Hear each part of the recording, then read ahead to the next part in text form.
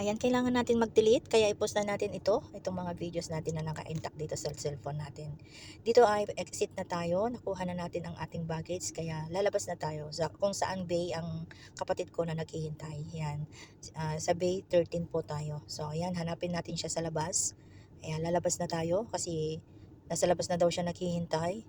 Pero hindi ko alam kung nandyan sa harap o kung saan kasi syempre rider siya kung saan niya na pinarking yung motor niya, hindi naman maiwanan yun kaya nandun siguro muna siya. Hindi naman natin matawagan gawa ng wala pa tayong SIM card at ang internet naman dito sa airport ay hindi naman po maayos. Ayan.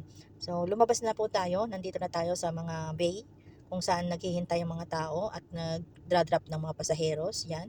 Diyan na rin yung mga family na naghihintay. At ang daming ginagawa dyan. Ewan ko kung bakit nakasarado yan. So naglakad pa tayo hanggang dun sa dulo. Bay 13. So nandito tayo sa Bay 7. So doon pa tayo sa gilid. So nandito na tayo.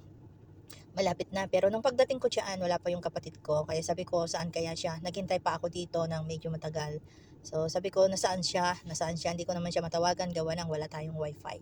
So nagtayo lang ako dyan. Nag-standby lang ako dyan hanggat hindi siya dumating. Nung nakita ko na siya na tumatawid sa kabilang kalsada. Doon sa kabila. Doon sa partes na doon pala yung parking niya. So nakita ko na siya na tumatawid at yon sinalubong ko na rin kasi pwede naman itawid yung yung trolley na may kargang bag. So, tinulak ko, pumunta kami sa pedestrian line. So, ayun, uh, nakita ko at nagkasalubong kami, syempre, kinuha niya na rin yung bag ko, kinuha ko na rin yung ibang bitbitin ko. At kami tumawid dito. So, ayan.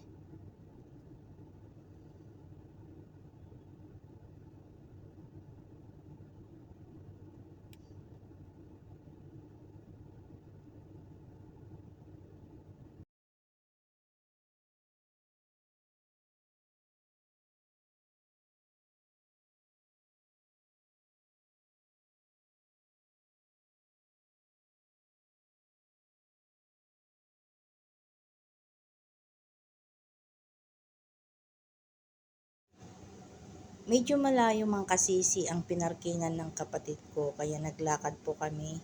Ayan, hanggang nakarating dun sa may mga parkingan talaga ng riders. Dito po pala, hindi po pala pwede silang papasok sa loob o di kaya sa malapit sa airport. Kailangan talagang maglakad. Medyo malayo yung parking niya sa motor sa doon sa harap ng airport. Medyo napalayo. Naglakad kami mga kasisi. So yan, inaayos na namin ang aking karga para maikarga namin lahat. So inuna niya yung bag ko. Sabi ko hindi yan ang unahin mo kasi magaan lang yan. Ang ilalagay mo dyan is yung mabigat para sa ganun safety. Ay di inayos niya. Ayan, inayaan ko muna siyang inayos niya.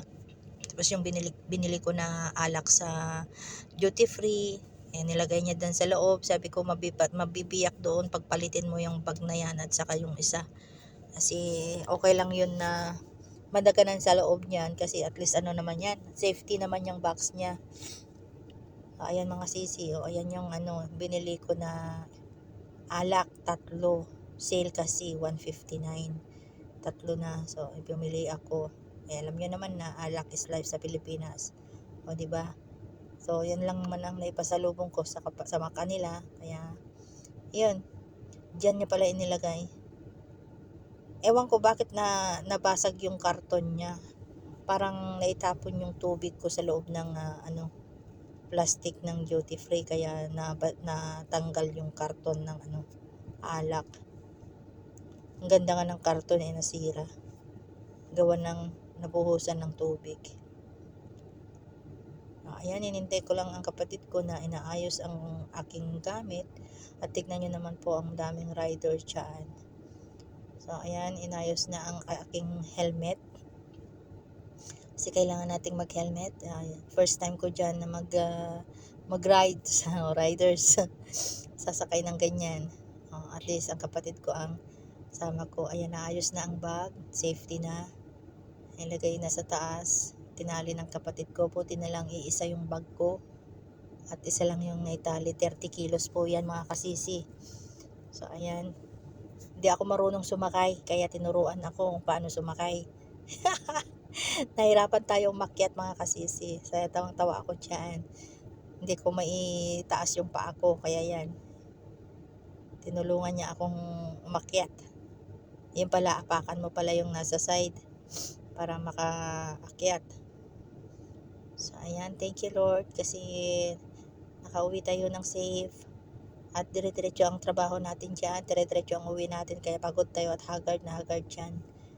Wala tayong pahinga. So, ayan. Uwi na kami. Diretso kami sa bahay nila kasi yung anak ko, sinurprise ko that time.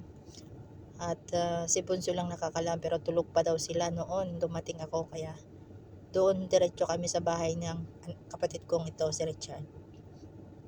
So ayan mga kasisi, binabaybay natin ang daan pauwi doon sa Novaliches. Ayan.